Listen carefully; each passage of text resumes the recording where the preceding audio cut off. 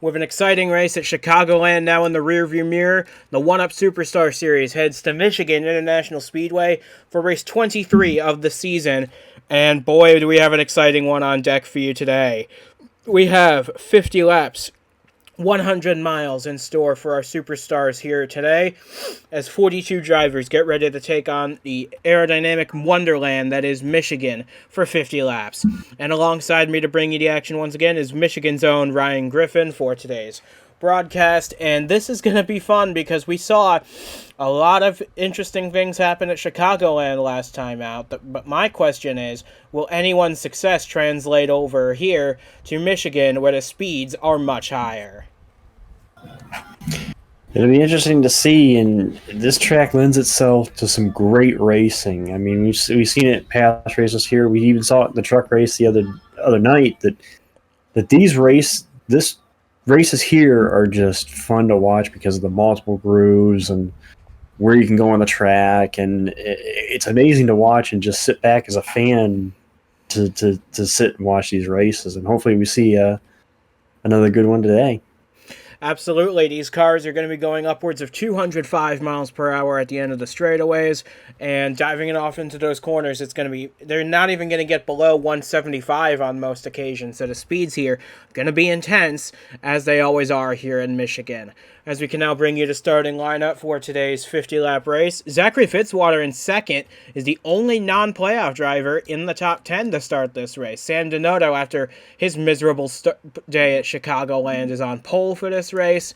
We've got Finguy and Sanders in row 2. That's going to be a lot of fun, as it usually is. And then, back in row 3, the two main championship contenders at this stage of the season, Devon Fair and Nick Ortiz, starting right alongside each other. That is going to be where my attention is going to be on who is going to get the advantage over the other to extend or cut down that points deficit, which is only 2 points going into this race. Yeah, but 2 points is 2 points. Anything that it doesn't matter if it's a mile or an inch. 2 points is 2 points. That's a difference there, and no matter how little a lead it is, it's still a lead. And at the end of the day, whoever's leading wants to be leading at the end of the day, and whoever's chasing wants to be in the lead at the end. So we'll just have to wait and see what happens. Absolutely, and for these guys, it cannot come soon enough, and I, for one, am looking very much forward to the start of this race. So with that being said, we have 50 laps ahead of the drivers here today, and we are ready to bring you some intense racing action from the Irish Hills of Michigan. This is the 1UP Superstar Series from MIS, and the green flag is mere moments away, so stay tuned. This is gonna be epic. Getting ready to head into the restart zone, Donotto and Fitzwater on the front row. We are underway at Michigan. Donotto's off to a great start from the lead. This is going to be a great launch into turn 1. You see him already going 3 and 4 wide off into turn 1. We saw this yesterday. Who knows what's going to shape up here? Yeah, we saw it yesterday. We saw actually them 4 wide for the race lead off turn 2. Trouble on the already! Wow. That's Daniel Bouchard up on his roof, sliding down the back straightaway here at Michigan. Gets hit by Chase Christ, whose wretched season continues, and Daniel Bouchard for almost half a mile sliding down on his roof. Finally comes to a stop at the entrance of turn 3. That was a big impact. We hope he's alright, but caution is out on the first lap. Shouldn't really be surprised by that, but man, what an impact. Man, yeah, I looked up when you said that. You just seen the 73 just slide across the safer barrier there, so evidently something big happened there off turn 2. Clearly, I think Bouchard definitely got hit, but it's just a matter of where they try. Did the 3 and 4 wide, we saw it on the start yesterday in the truck race. Did that affect? Did we see that happen here, where they try to go 3 and 4 wide and just accordion together? And knowing how important fuel is here at Michigan, considering how fast these cars are going, it would not surprise me. And yes, everybody's now coming down to pit road here for service, and we're only on lap 2. That just goes to show you how important fuel and tires are here at Michigan.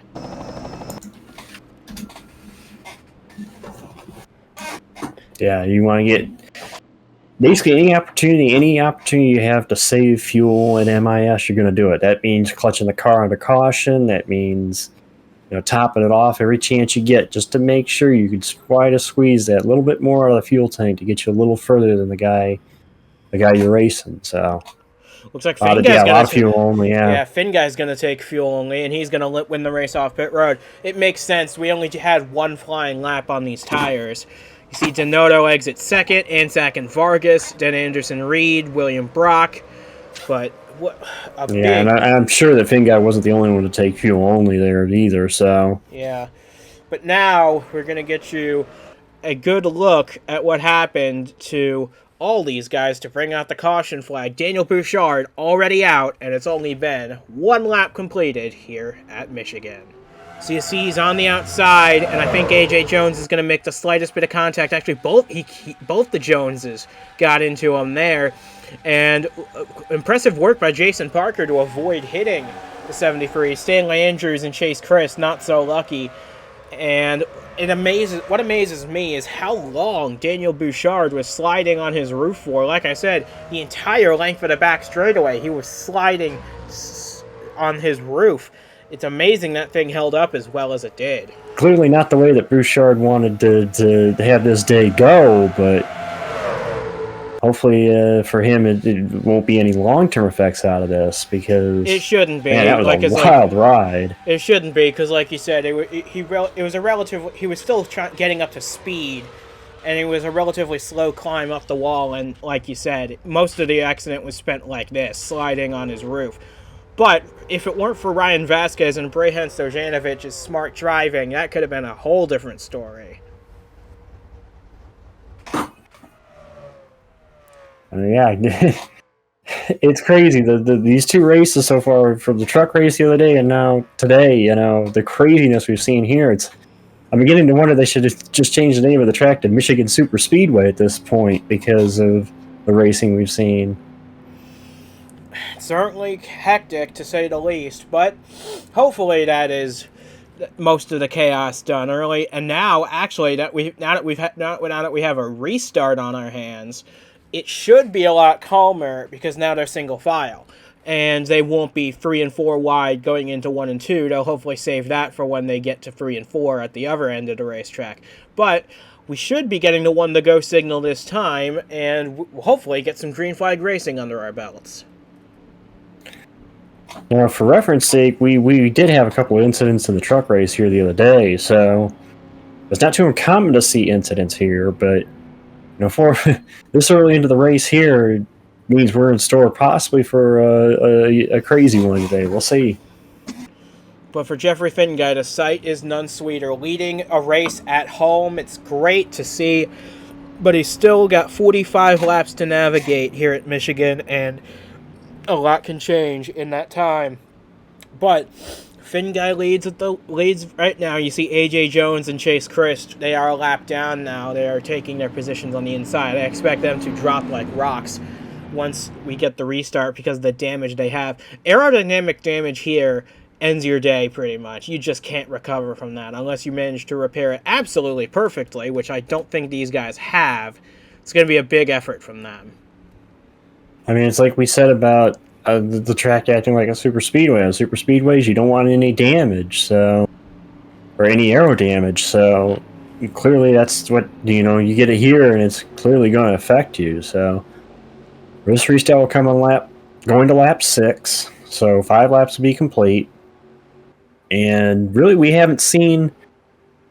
really hadn't gone long enough to see if we had a true dominant car here yet. So it's almost like hit the reset button for everybody except for those that were involved in the incident. And so, the pace car getting ready to pull off, which it does now. And Jeffrey Finguy is going to lead us to the restart here on lap number 6. Donato second, Vargas, Anzac, Reed completing the top 5. Green flags back out. Finguy gets a rocket of a start, and I was right. These 2 lap cars are going to be falling through the field at an incredible rate. These guys, the lead lap cars, all better stay to the outside if they're going to have any hope getting around them. Yeah, you don't want to be held up at least early in this race and lose track position, so Oh, we are take advantage. But now it is Finguy who still holds the lead as we're 3 wide for the 8th, 9th, 10th position. Sanders inside of Fitzwater. Devon Fair trying to sneak his way through, and they almost make contact. The 59 and the 51. That could have been bad for Devon Fair, who entered this race as the points leader, remember. But there's still a lot of racing to go between now and the checkered flag as Vargas moves up to second. And now Anderson Reed tries his hands at the runners-up spot. And again, we're starting to see this at least develop like we saw in the truck race the other day. The leader out front by a couple car lengths. And then the dogfight basically is for second on back. And right now you got Reed, Vargas, Anzac, and then the 83 is there. They got the 77, Donato again, who started on pole, still in the mix here. And then William Brock, who was one of those who, no, I'm probably wrong on that. That car, the 93, who I think played the same strategy as Finguy, taking fuel only. Because he started 17th in this race, and he's all the way up to 5th now. Yeah, so, man, I love how Michigan kind of somewhat levels the playing field, it seems like, for everybody, where you can start deep in the field and yet play a couple strategy and get a restart right, and suddenly you're in the mix, and, here we go. But right now, you also have, I was going to say, you also have, since we're at Michigan, we can talk about the manufacturer ties. All 4 manufacturers are up here.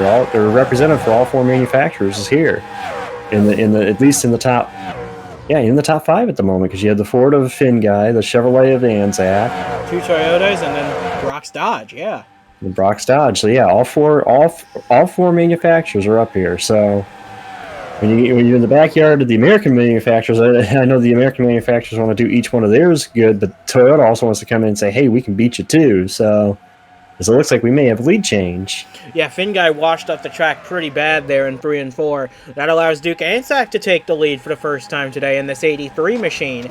He's looking for his first win of the year. There's no better place for him to get it than here at MIS. Now Vargas gets underneath the 92 for second spot with Anderson Reed and Jared Polanski now up to 5th. Just lurking back there, waiting to see what happens in the next 40 laps or so.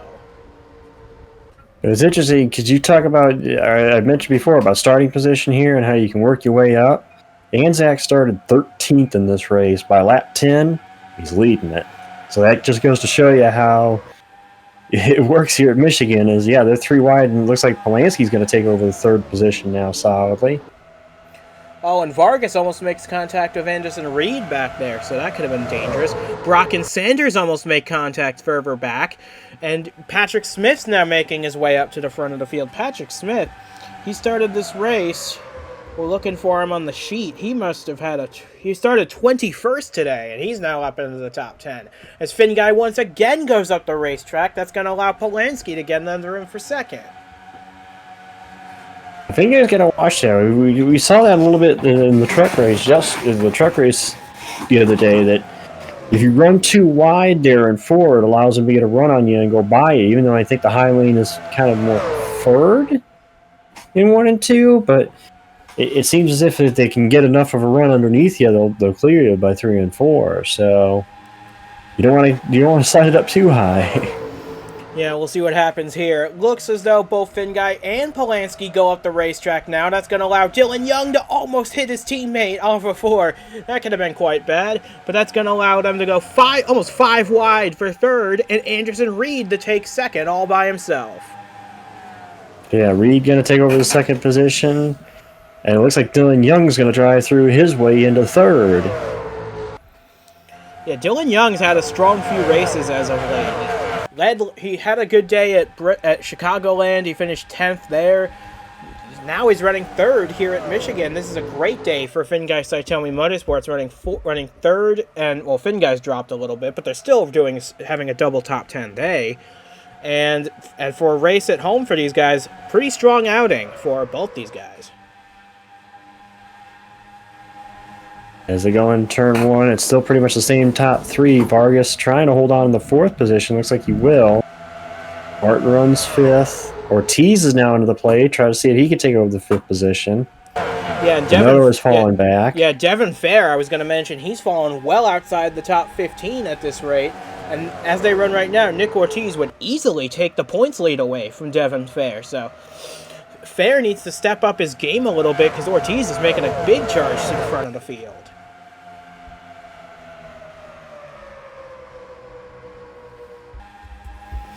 Definitely going to be something worth keeping our eye on here as this points battle between the 91 and the 51, because Ortiz is all the way up to 4th, Devon Fair well outside the top 15. So Fair needs to get up front, lead some laps to offset this, maybe through strategy, maybe through another incident, but either way, this 51 needs to make gains, just as Anderson Reed is. He's trying to use that top lane to his advantage.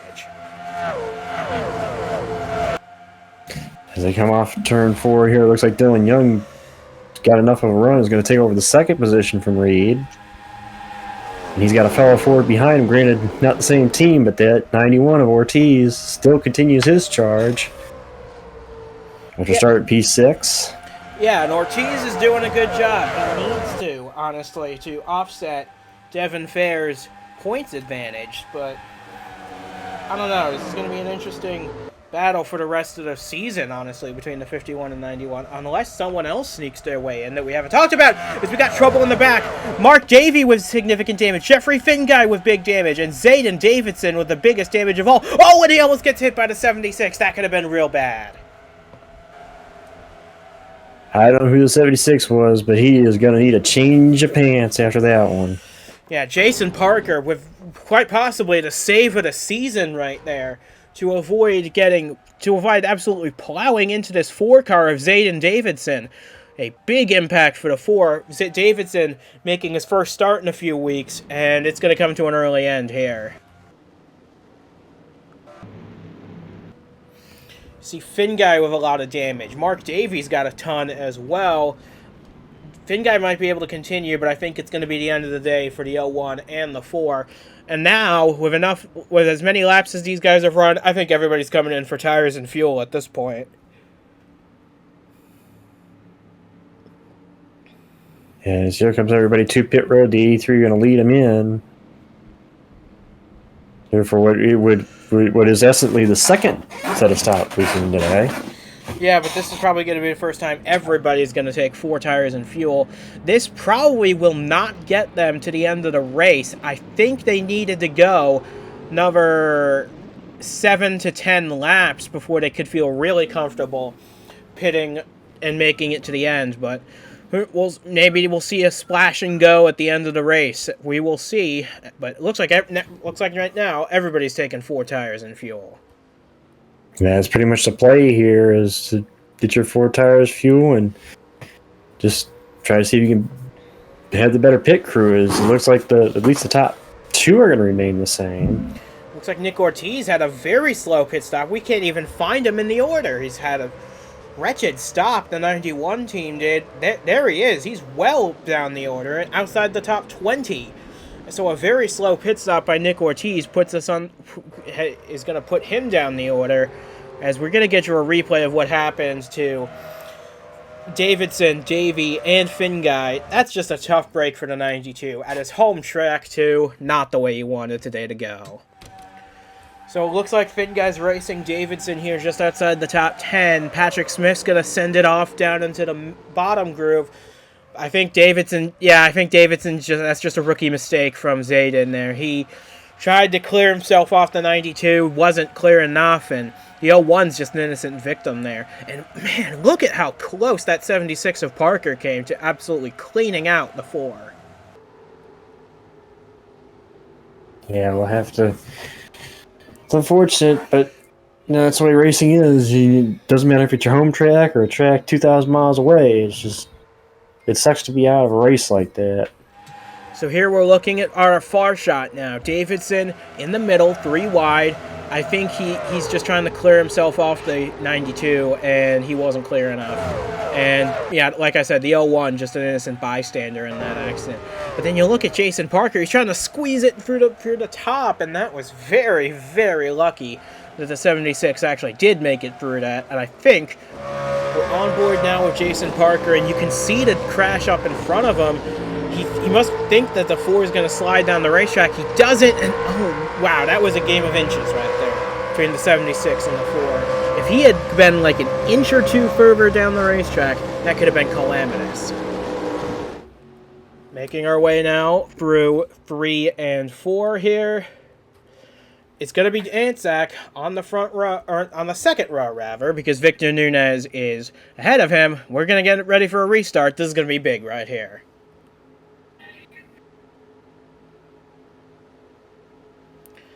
Pace car's off, leaves us in the hands of Anzac, Dylan Young, J.D. Martin, heading into the restart zone. The green flag is out. Nunez is off and away, but something's amiss with the 83. He's not going. Something's amiss with the 83. He's not going on the restart, and it is a big stack up and a big crash on the front straightaway. A very big, very big started one. So well, so good, and man. You feel for the 80. You immediately feel sorry for Anzac and that much the 83. Like the one driver in the truck series race a couple of days ago. It's like one incident could change the whole. Absolutely, and now through the smoke and the carnage, Patrick Smith emerges as your race leader from 10th. Devon Fair up to 2nd. Lane Sanders snuck his way through into 3rd. But half the field has been involved in this very big crash. Bronson Minnick going to be out of the race from his damage. Ryan Vasquez with a lot. James Ellison making one of his limited superstar appearances this season. He's likely going to be done. James Silverfox with damage. Braden Varga. Nick Ortiz, he was in the back, like we said, because of that pit stop, and this is what it cost him right here. Christian Vargas, the defending champions, got a lot of damage as well. He could be done for today. Yeah, a lot of damage there. It'd be interesting to see what caused that, because just looking at it from a driver's perspective, it almost looks like that the 83 of Anzac missed a shift. It almost as if the car did shift into gear. He just did not get going. And unfortunately, when we talk about the racing lanes on this racetrack, there wasn't really any way anybody could get around. And, I mean, we saw the end result. Yeah, and you got to feel for everybody involved in that, because there's not really anything you can do. When the leader doesn't go in front of you, you got no opportunity to get around. And the end result right there, half the field torn up in this big crash. McMillan with damage, Ben McDonald with some significant damage. They're both playoff contenders. And as Christian Vargas pulls into his pit, yes, he is out of this race on lap 23, dealing a big blow to his hopes of winning 3 titles in a row. So this is where the restart started, and Anzac, he looks to be ready to go. But Nunez takes off, and Anzac starts to follow him, but then he just doesn't go anywhere. I think you're right. I think he had missed a shift, and that just stacked everybody up from here on backwards. And yeah, there was just nowhere for these guys to go. They were trying to get up to speed, and then they found their track blocked. Well, it should be noted is the playoff drivers that were involved in that too. I saw Polanski, you mentioned Vargas, Carter, McMillan and McDonald as well. McMillan, McDonald. That's at least, what, six of our playoff guys. And Ortiz as well. Make that another one. That had some piece of that incident, if not significant a piece of that incident. So, you know, races and things can change with the flip of the die or a snap of the fingers, and well, there you go. Looking at it from our far shot now. Because looking at it from here, you know, he takes off. Looked like he was going to follow the car in front of him, follow the 27, and then the car just doesn't go. And Bronson Minnick just got plowed into from behind by Polanski, and it was stack up city from there on out. Big damage for half the cars in this race, and you can see it's a parking lot at the back of the field here. It really is unfortunate when so many cars get taken out through something not of their own doing. And I'm sure a lot of these guys are going to be frustrated with the 83, but what can you really do in that situation? That's the thing. You really can't fault Minnick, or you really can't fault Anzac for doing anything there. There really was nothing he could do. If that transmission breaks on you or it misses a gear, there's nothing you can do except just try to ride it out. And it's unfortunate all those guys got tore up, but it's a mechanical failure. There's nothing that you could really have done differently. it's just unfortunate it happened, and it happened when it did and to who it did, you know? Yep, so Duke Ansack now out of the race with a broken transmission and a broken race car and probably some broken feelings as well. That was just one of the more bizarre incidents we've seen this season. But, and would you believe, we still have half this race still to run. So, Patrick Smith is going to be your leader at this restart. My question is, can he hang on to it for a while as we're getting ready for the restart next time by? And will he be able to launch this time? Well, we'll see. Again, the run order is going to change. His changed somewhat since the start of the race, so we'll see how it shuffles itself this time on this restart. And how about the names in the top 10? Jason Parker, who started this race in 41st, he's now 7th with some damage. Brehan Stojanovic started 35th. He's missing a front end on that car. He's running 8th. Brandon Beal's just outside the top 10. We've got a real opportunity for some guys we don't normally see up front to have good days. Echo Evans Ross running 5th is a key example.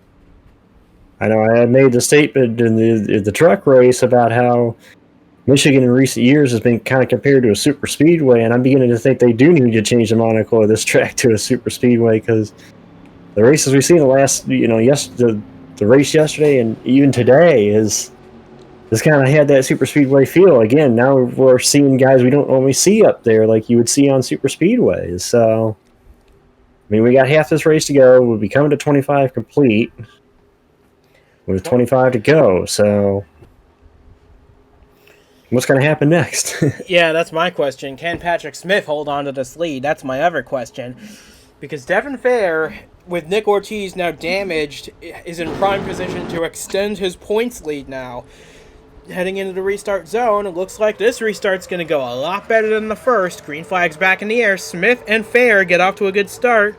Let's see if the 51 can make a move into turn 1 on the 04 to try and take the lead for the first time today. And it looks like he's going to try. Will it work? Well, he's got nobody behind him, so he's got no threat of pressure from behind him. As Fair is going to look to the inside on the back. They'll be side by side down the back. Donato and Young trying to close to help their respective lane partner there, but it looks like Fair is easily going to take it here in 3 and 4. Man, how about the playoff run Devon Fair has been on? A win at Bristol. A second... Oh, and we got an engine failure to report. That's Stanley Andrews in the 24. I feel bad for him. He was going to have a good day today. He was going to have a top 25 day with all those cars crashed out. Now he's going to finish well outside that position. But how about the run Devon Fair has been on? A win at Bristol, a second at Chicagoland, and now he's leading again here at Michigan. This could be a dream playoffs for Devon Fair if he can hang on to this. And I think we should clarify, when he won at Bristol, he won at Bristol. He didn't just, take the lead with a couple laps ago. He dominated at Bristol and then had to climb through the field at Chicago a week ago. And now here at Michigan, another, kind of climb, I guess you could say climb through the field to get in position here. And, past halfway, here he is leading again. I mean, if he could leave today with either a first or a second and start the playoffs with 3 top 2 finishes, that would just be, you couldn't ask for anything better to start your playoffs with. I mean, you could have 3 wins. But... Yeah, three wins, but I think that's just at that point, it's just, you're just spoiled at that point. You can't ask for much better than that at this rate. Yeah. But now Donato's gotten past Patrick Smith, and now he's looking for the race lead once again. Remember, Donato's our pole sitter, and he's looking for the lead on the 51 as they dive it off to turn 2. We're coming to 20 laps to go soon, and now J.D. Martin's making a push on Patrick Smith for 3rd, and Dylan Young's coming with him. Now, we saw the one FPM car have issues earlier, get caught up in an incident, but that other FPM car, that 29, has hung around the top 5 for much of the day today, so it may not be over for a possible FPM victory today, but Young's going to have to try to catch these top 2, although he is kind of helping and getting a little help from pushing the 04 there. Yeah, but I think that 04 is a bit slower than all these guys, and it's showing here. So, but Young tucks in behind the 04, trying to get another run built. But Devon Fair continues to lead. We're coming to 20 laps to go this time at the line. And I just have a feeling that once this is all shaken out, and it's a bit of a question mark if these guys can make it to the end. We've had some caution laps in the time these guys have last pitted. But remember, a couple guys pitted under caution when that big restart crash happened. So those guys may be able to stretch it. Guys like J.D. Martin, Lane Sanders, guys like that, they may be able to stretch it, but it's going to take a lot of fuel saving. Well, we'll see. You know, we've seen some interesting racing so far. So we'll have to see if what strategy plays out. I mean, we saw a strategy call in the truck race that we were scratching our heads about. And, you know, ultimately it didn't work out at the end, but you know, we'll see. Maybe if we see, do they stretch it? Does somebody who topped off, as you said, before that restart crash, does somebody that top off, do they pull a little flip, and you know, these guys up front have to pit and they end up the beneficiary? I mean, I'm doubting we're going to see it because we had all those caution laps, but you never know. You never know. And honestly, for guys like Martin and Sanders, they pitted on that caution when everyone crashed on the restart. So they could try and stretch it. It's going to be an interesting gamble if they try it. But you might not have anything to lose at that point. You're not going to win by doing what the leader does. Try it. You never know what could happen. And here's a good shout out to give. Echo Evans Ross running 7th now. She gets passed by William Brock for 6th. But still a strong run. And here's Nick Ortiz trying to fight his way back through the field. He's now up to the 11th position. And see, the thing is for Ortiz, you look at Ortiz, oh, he's running 7th. That's a great day. That's 11th for Ortiz. We were looking at the fastest lap leaderboard there. Sorry, 11th. But you look, oh, that's 11th. That's a good day. Well, when the guy you're competing for the championship has finished 1st and 2nd in the first 2 races and is currently leading. Yeah. I mean, a normal driver looks and say, oh, 11th, that's a good race. Not when your competition is up front leading the race. So Ortiz is trying to continue his climb to try to get back up to his competition. Yeah, and I think Ortiz was another one of those guys who topped off under that last caution. So maybe he can try and stretch it. That might be his only option. As here comes A.J. Jones into the pit lane. That should be his final stop of the day. He should be able to make it to the end from there. But he will fall multiple laps down as a result. So the top 3 are actually starting to stretch themselves out from 4th place Dylan Young by a full 2nd. Denoto, Martin, and Fair doing a great job battling amongst themselves for the lead as Martin gets underneath the 77 for 2nd spot. Yeah, and once again, I kind of mentioned it earlier about how the manufacturer game and how it goes. Each manufacturer has a car at the top 5 at the moment. You got Fair leading the Toyota. You got Martin in 2nd in the Chevrolet as he takes the spot from Denoto, a Toyota. Then you have Young in the Ford and the Dodge. Patrick Smith. The Dodge is actually battle for that 5th position. Yeah, Brock I think Brock just got it from Smith. So. Yeah, he did. But you're right. I'm sure the folks in the automakers at the chart are happy to see this. You got all 4 manufacturers running in the top 5 at the moment, which is great to see. But everyone wants to be that winner and get that trophy at the end. So, going to be interesting to see who wins out there, because we now have 15 laps to go, coming to 14 to go now. And Devon Fair, he seems to be making this race his own. However, I would expect him to have to come into pit road within the next 7 or 8 laps. And the other thing to keep in mind here, too, is just I brought up the manufacturers. Toyota's going for a sweep. I mean, they won the truck race with Kev Shear yesterday, and now can they go back-to-back and sweep both races this weekend? And I know Toyota would love to have those bragging rights over the big 3, which are headquartered here in Michigan. So they would love to have that bragging rights. And it looks like it looks like Toyota's going for 1-2 now because Martin washed up the track. Denoto goes through to 2nd now. And Dylan Young's fought his way up. He's chasing down the 66 for 3rd. I can count out this 29. I know we've talked a lot about Fair in his playoff run, but I would not count out this 29 lurking back there. He's been in the top 5 for much of the day today. And he had a great run going there, but it looks like he had to back out of it to keep from running over Martin. And May have to battle Brock here for that position to try to hold on to the 4th position.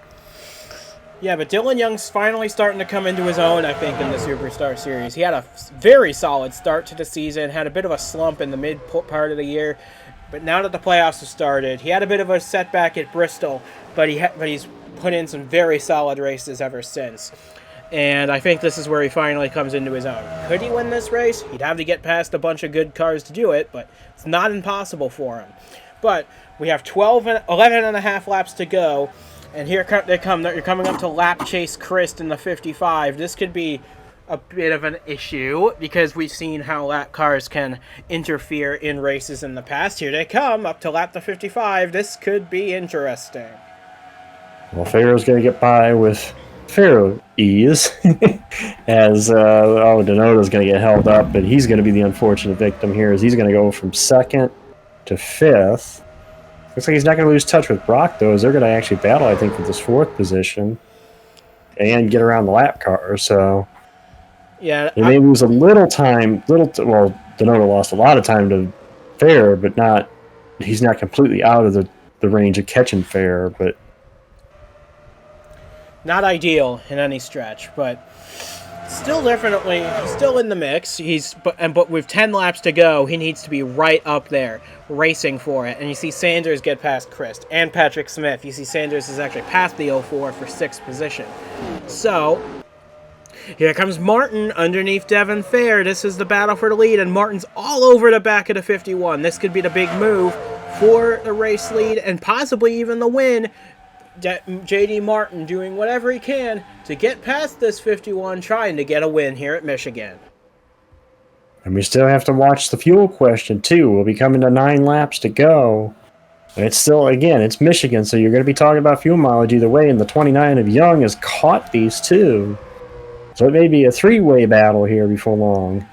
Yeah, but Young burnt a lot of fuel trying to get there, so he might have to pit a bit earlier, which in hindsight might not be a bad thing, although these tires do take a while to get heated up, get a heat cycle into them. So you might want to save your pit to as late as possible to try and prevent the tire warm-up period from even being a factor. But here comes Martin now to the inside of Fair. You see Parker and Stojanovic on pit road. They're getting their last pit stops out of the way as Martin makes a move for the lead. He'll take it with 8 laps to go. The other thing we got to watch, too, is does somebody play a gamble since we only know they only need just a little bit of fuel to make the distance. Does somebody try to gamble and take maybe a splash of gas and go? That would eliminate the tire warm-up question for sure. But again, we still got a pretty close race here. 4 cars under a blanket as we come to 7 to go. It's Martin over Fair, Young, and Brock, and it looks like, is Fair coming? Yes, he is. He's going to come this time. And Donato's coming with him. So Fair answered our question about what he was going to do. Yeah, he wants to pit as soon as possible to get the fresh tire advantage. But looks like all the rest of the leaders stay out, and J.D. Martin assumes the race lead now. With Dylan Young second, Brock, Sanders, Reed the top 5. What can they do? Because remember, Martin pitted on that last caution. He might be able to go just that little bit longer than Devon Fair was able to. We'll see. He's probably he might try and stay out to the end of this thing. Who knows? I think Dylan Young's coming in right here, though. But here's the thing to keep an eye on, too, with Martin and Brock, is they're not playoff contenders. Yeah, they've got nothing to lose. Exactly. So they can take a risk and take a gamble like this and see, the gamble may pay off. And here's Devon Fair out of the pits. He will fall a lap down to J.D. Martin. That begs the question, if a caution comes out to end the race, that could really ruin Devon Fair's day, because if that happens, he's got no hope of regaining that lead lap unless he chases down and passes that 66 in a big hurry. Looks like Martin's staying out again, as is Brock and Lane Sanders. This is just going to be an economy run to the checkered flag for these guys. But remember, although Nick Ortiz is one of those guys who's staying out for a little bit longer, and he's second in the points. He's got a lot to lose right here. Unless Ortiz believes they've saved enough to be able to make it to the end, which we don't. That's the whole point of why we're watching this play out. You don't know what's going to happen, so we'll have to see. It's either going to be a big game for Ortiz, or he's going to end up behind Fair again, as Fair kind of held up a little bit by Young is trying to get back up to speed after his stop. Yeah, this could be the battle for the lead and the win if Martin has to pit as they lap past Fitzwater in the 59, our outside pole sitter. But Martin, with 4 laps to go, is doing whatever he possibly can to save as much fuel as he can to make it to the end and win this race. Young now ahead of Fair by a considerable margin, and here comes Dylan Young with the tires warmed up. He's going to try and blast his way past the 66 of Martin, and JD Martin he's got to be thinking about his fuel. He might have even hit the switch already, because, and looking further back, you see William Brock and Lane Sanders. They've given up the game. They're coming to pit road. Martin stays out. 3 laps to go. I tell you what, at this point, this far into this, I think Martin's bid is laid, and I think he's going to try to see what he can do here. Meanwhile, Anderson Reed has moved into the 2nd position. And Ortiz is 3rd. At the line. And Ortiz is now up to 3rd. So if the fuel holds out for Ortiz, this could be a big day for him. This could be a big gain if the fuel holds up. That's a big if, though. And I think JD Martin, he's starting to slow. I think he might be out of gas because he's starting to pull off, and Martin comes to pit road, coming to 2 laps to go. This could be and Reed's coming in, Ortiz, Mashburn, they're all coming in. They can't make it that extra 2 laps. Brandon Beal, Braden Varga, they both come in. And now the battle for the lead has to shift focus to this pair, Devon Fair and Dylan Young, as they exit the pits, unless Lane Sanders has jumped both of them. Sanders could be in the catbird seat for the win, coming to the white flag. Did the 87 bunch do what I thought somebody was going to try to do? Did they go for gas only on their stop and up for the time advantage of just stopping for gas? We'll see. They'll come to the white flag this time. It's going to be close. Young is trying to close. We actually have 2 laps to go, so there's a little bit more 2 to go. A little bit more racing to go. JD Martin took 2 to go on pit road. There he is. He's exiting the pits now, and it looks like Young and Fair have caught Sanders, and they're going to pass him. So unless Martin can hang on here. Oh, Sanders pinches the 51 off. That could be a help to Dylan Young in this race. Now we're coming to the white flag. Can JD Martin get up to speed in time to hang on to this lead? He's hanging on to it right now. He will take the white flag. Young trying to close. And here comes Dylan Young. He's 8/10ths back. Martin's still on those cold tires trying to get up to speed. Dylan Young's got his all heated up, as does Devon Fair. They're rocketing around the top of the racetrack. Off of turn 2, Martin's still trying to get up to speed, and Dylan Young's going to pass for the lead down the back straightaway. We talked about FPM having 1 car out of the race due to being involved in an incident.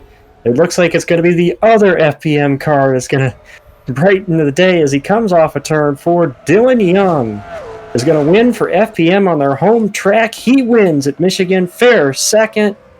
And a first career... And Martin, I believe, got 3rd. Yeah, first career win for Dylan Young in the 1-Up Superstar Series. A fantastic drive. He played the strategy absolutely perfectly. And he's your winner at the end of the day. Oh, and by the way, he only led the final lap today. That's the only lap that matters. It's only 1 lap counts at the end of the pay window, and Dylan Young is the one that led it today. Devon Fair comes home 2nd for his 3rd straight top 2 finish in a row.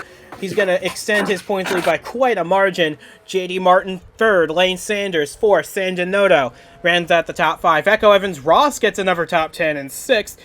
Patrick Smith, William Brock, Anderson Reed, Miles Mashburn complete the top 10. Nick Ortiz does finish 11th today, but that allows Devon Fair to gain a lot of points on the 91, and now Devon Fair enters Kansas with quite a bigger lead than he entered Michigan with.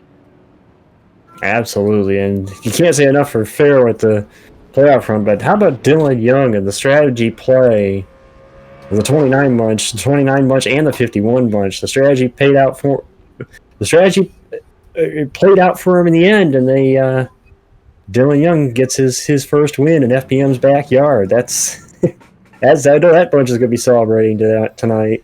Absolutely. And next up, we head to Kansas Speedway, where we get to do all this high-speed drama all over again. In America's heartland for race number 24 of the season. We look forward to seeing you there. So from Ryan Griffin and from myself as well, we say goodbye from the Michigan International Speedway. We'll see you again in Kansas. But congratulations to Dylan Young. First career win. He snookered him here today. Took the lead late from J.D. Martin, and he holds on for a maiden win in the backyard of America's automakers and of Finguy Saitomi Motorsports.